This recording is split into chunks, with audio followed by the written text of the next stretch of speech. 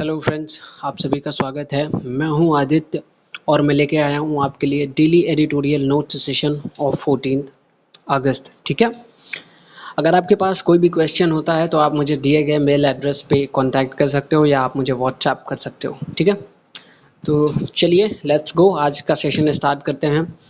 सबसे पहले हम सुप्रीम कोर्ट के जजमेंट की बात कर लेते हैं। ठीक है भाई, बहुत ही इम्पोर्टेंट ये जजमेंट आया है। सुप्रीम कोर्ट ने वुमेन को लीगल हायर माना है फादर्स की प्रॉपर्टी का।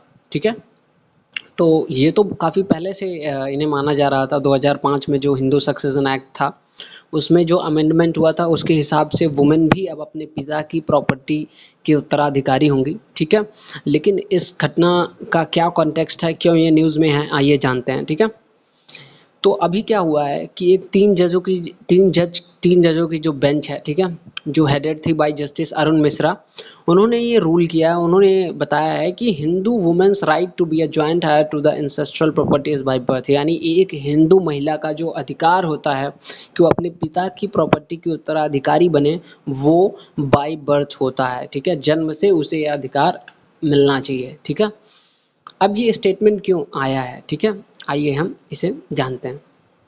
तो हिंदू सक्सेशन एक्ट जो था 1956 का, कब का? 1956 का हिंदू सक्सेशन एक्ट। इसके हिसाब से अभी तक जो प्रॉपर्टी की इनहेरिटेंस होती थी वो गवर्न होती थी। कहने का मतलब है प्रॉपर्टी कौन प्रॉपर्टी का उत्तराधिकारी बनेगा, ये हिंदू सक्सेशन एक्ट 1956 में बनाया गया था। ठीक है, और इसके हिसाब से क्या होता था कि जो मेल हैं वही ही कानूनी उत्तराधिकारी होंगे। ये लॉ उन सभी पे लगता था जो कि मुस्लिम नहीं है, क्रिश्चियन नहीं है, पारसी नहीं है या ज्यू नहीं है। ठीक है, bye religion Buddhist, Sikh, Jain और फॉलोअर्स ऑफ आर्य समाज, ब्रह्म समाज, इन सभी कम्युनिटीज़ पे ये हिंदू सक्सेशन एक्ट 1956 लगता था। 2005 में इसमें अमेंडमेंट हुआ सेक्शन 6 में। ठीक है, और ये कहा गया कि सिर्फ मेल ही नहीं, क्या सिर्फ मेल ही नहीं, अब फीमेल जो होंगी, जो महिलाएं होंगी, वो भी अपने पिता की प्रॉपर्टी को हायर कर सकती हैं। 2005 में इसके सेक्शन 6 में अमेंडमेंट किया गया। ठीक है, और इसमें कहा गया कि वुमेन जो हायर करेंगी वो उनका राइट होगा जैसे एक सन का राइट होता है अपने पिता की प्रॉपर्टी का उत्तराधिकारी बनने का। ठीक है, अब बात करते हैं इसमें होता क्या है। देखो यहाँ पे हो गया थोड़ा सा बवाल। बवाल कैसे हुआ?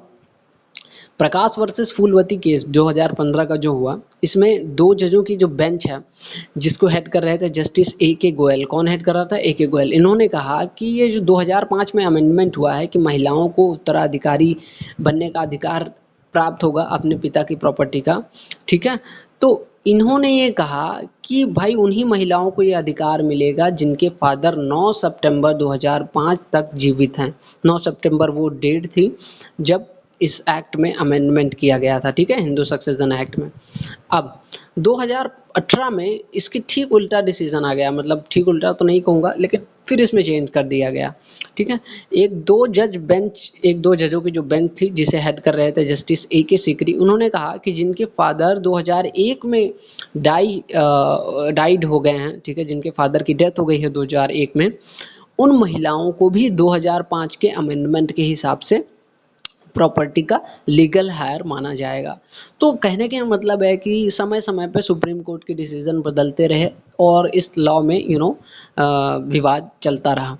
तो अभी लेटेस्ट जो जुरिस्डिक्शन आया है, ठीक है, सुप्रीम कोर्ट का, उसके हिसाब से क्या होगा, the conferral of right is by birth. ठीक है, ये कहा जा रहा है कि कोई भी अधिकार जो आपको मिलता है वो आपको बाय बर्थ मिलता है, और rights are given in the same manner with incidence of co-personality as that of a son। कहने का ये मतलब है कि एक महिला को जो अधिकार मिलेगा कि वो अपने पिता की प्रॉपर्टी की उत्तराधिकारी बने, वो ठीक उन्हें वैसे ही मिलेगा जैसे एक सन अपने पिता की प्रॉपर्टी का उत्तराधिकारी होता है। तो ठीक है भाई, सोसाइटी में चेंजेस आ रहे हैं, बहुत ही अच्छी न्यूज़ है। ठीक है, महिलाओं के लिए, पूरे समाज के लिए, पूरे विश्व के लिए। ठीक है, आइए बात करते हैं नेक्स्ट, पवित्र पति। पवित्र पति क्या है? ठीक है, पवित्र पति का ऐसा मतलब बिल्कुल मत समझिएगा कि जिनके पति बहुत ही पवित्र हों। ठीक है, तो क्या है कि Pune based defence institute of advance technology DIAT, इन्होंने डेवलप किया है nano fibres of ayurvedic based biodegradable face mask. एक ayurvedic biodegradable face mask develop किया गया है।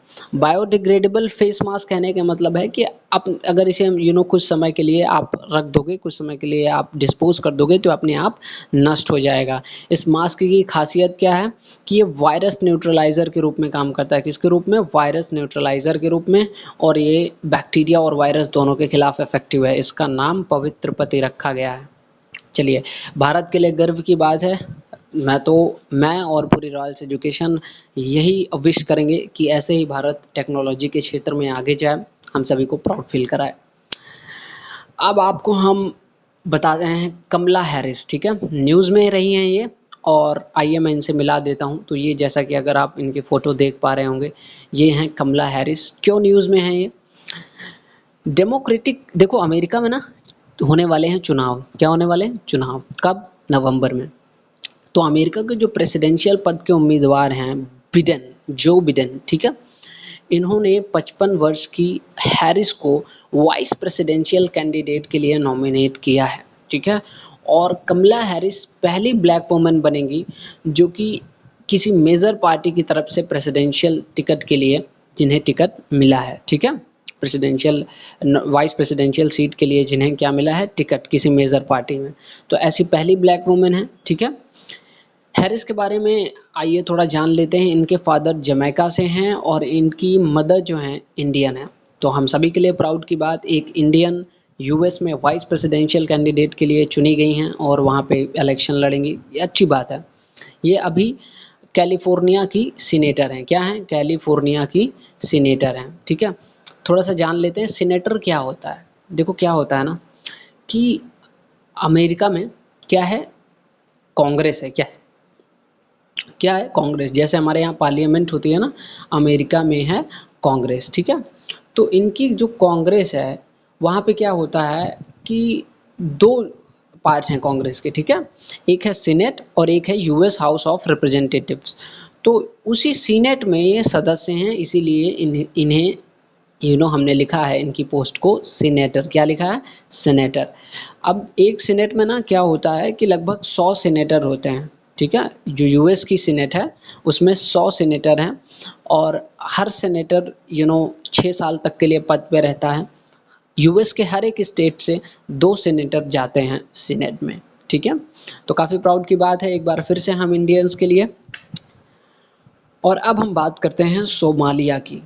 सोमालिया में इस समय एक ऐसी घटना हुई है जो मैं कहूँगा कि मानव विकास के लिए, संपूर्ण मानव जात के लिए थोड़ा सा क्या, काफ़ी ज़्यादा शर्मनाक बात है, ठीक है। तो सोमालिया में एक नया बिल पार्लियामेंट पास करने जा रही है, ठीक है। इस बिल से होगा क्या? ये कहा जा रहा है कि एक गर्ल्स के सेक्सुअल ऑर्गन जब मैच्योर हो जाएं, ठीक है, और अगर उसकी फैमिली राज़ी है तो चाइल्ड मैरिज में कोई अपराध नहीं है। ये माना जा रहा है सोमालिया के एक बिल में। तो चाइल्ड मैरिज को बढ़ावा देने वाली चीज़ है, ठीक है। और हम कह सकते हैं वुमेन रिलेटेड जो क्राइम्स हैं उनको बढ़ावा देने वाला ये बिल साबित हो सकता है। और इसीलिए यूनाइटेड नेशन ने इसकी कड़ी निंदा की है। यूनाइटेड नेशन ने कहा है कि this would represent a major setback in fight against sexual violence in Somalia. कहने के मतलब है कि जो पूरी दुनिया में सोमालिया में और हो रहा है ये प्रयास कि हम वुमेन्स को इक्वल स्टेटस पे लाएं, वुमेन्स के लिए अच्छे कार्य करें, ठीक है, उसके खिलाफ ये चीज़ है और ये सेक्सुअल वायलेंस को बढ़ावा देगा, ठीक है। तो आज की ये बातें रहीं और अभी एक सेक्शन और बचा है। ये है मॉडर्ना वैक्सीन ट्रायल के संदर्भ में, ठीक है। मॉडर्ना वैक्सीन क्या है, क्यों न्यूज़ में है, आइए इसकी बात कर लेते हैं। तो देखो, जब वैक्सीन बनाई जा रही थी ना कोविड-19 की, तो मॉडर्ना पहली कंपनी थी जिन्होंने एक मतलब आप कह सकते हो कि एक ऑर्गेनाइज्ड वैक्सीन का ट्रायल की प्लानिंग की थी, ठीक है। और जिस दिन इन्होंने अपना बताया था कि हम वैक्सीन पे काम कर रहे हैं, हमारा पहला ट्रायल सक्सेसफुल हो गया है, तो एक शाम में ही इनके 2-3 घंटे के अंदर इनके जो स्टॉक्स थे मार्केट में वो काफ़ी ज़्यादा बढ़ गए थे। तो अभी जो ये वैक्सीन बना रहे हैं उससे रिलेटेड ये न्यूज़ निकल के आ रही है कि इनकी जो वैक्सीन है, पाया गया है लेटेस्ट ट्रायल में कि मंकीज़ में, ठीक है, किन में? मंकीज़ में, उसने बहुत ही बेहतरीन इम्यून रिस्पॉन्स जनरेट किया है, ठीक है। और ये इनकी वैक्सीन का नाम है mRNA-1273, जिसे ये डेवलप कर रहे हैं national institute of allergy and infectious diseases NIAID के साथ US में, ठीक है।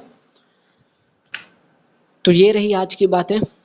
थैंक यू सो मच इस सेशन को देखने के लिए, हमारा हिस्सा बनने के लिए, and thank you so much. Hello friends.